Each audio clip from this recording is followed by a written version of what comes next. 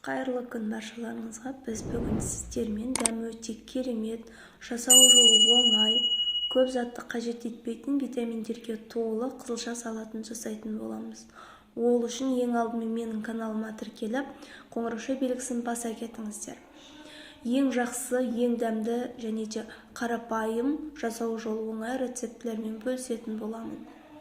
Ол үшін ең әуелі қызылша салатымызды дайындау үшін осылай піскен қызылшаларымызды кубиктап турап аламыз. Қалауларыңыз бойынша үлкен көлемде турасаңыздар да болады. Маған осылай ұсақтап тураған ұнайды. Әрі жегенге де дәмді болып шығады. Осылай барлық қызылшаларымызды турап алатын боламыз, піскен қызылшаларымызды.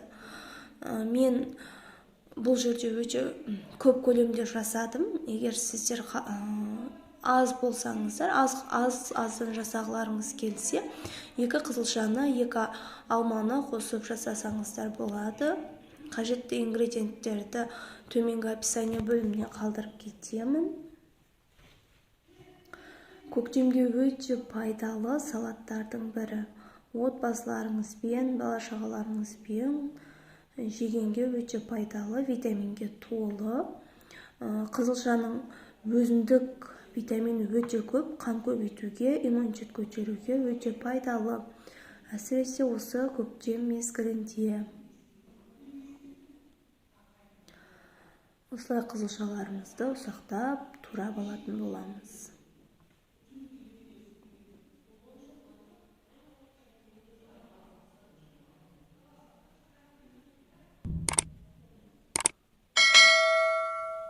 Енді қызылшаларымыз турап болған кейін алмаларымызды осылай кубиктап тураймыз. Мен алманың қабығын ашып тастадым, маған солай ұнайды.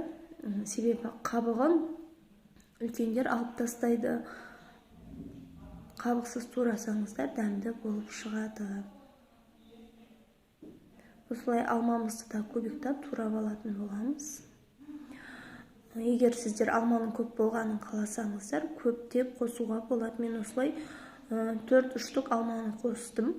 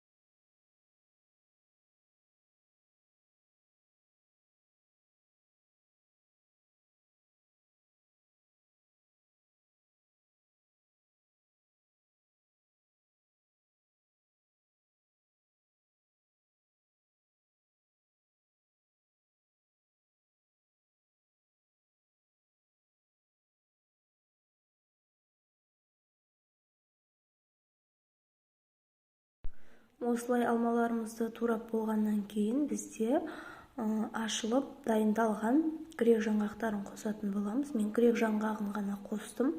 Сіздер мейіз, өрік қоссаңыздар да болады. Ал мен осы грек жаңғағын қостым. Ешқандай бұл жерде гранат қоспасаңыздар да, яғни анарды қоспасаңыздар да өте әдемі, әрі анардың дәмін беріп тұратын салат, анар қосылғандай болып.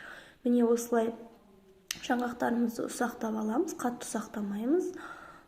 Осылай ұсақтап болғаннан кейін енді дәл осы дайын болған салатымыздың үстінен ерітілген қант сиробын құятын боламыз. Қант сиробын 1 стакан суға жарты стакан қантымызды салып, жақсылап қайнатамыз. Бұл бізде не үшін қант сұйықтығын салып жатырмыз? Себебі бұл бізге тәтті, қышқылтым дәм береді, өзіндік ерекше дәм береді салатқа.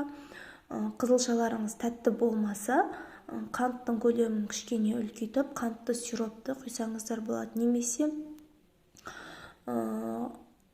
тосап құйсаңыздар да болады. Малинаның немесе құлпынайдың, смородинаның кішкене қосып жіберсеңіздер, өзіндік ерекше дәм береді. Ащы емес, тәтті емес, бір аппетитті ашатындай керемет салат. Дәл қазіргі ораза мезгілінде ауызашарға істесеңіздер, әрі жеңіл, әрі тойымды салат. Сіздерге ас болсын. Менің каналыма тіркеліп кетуді ұмытпаңыздар.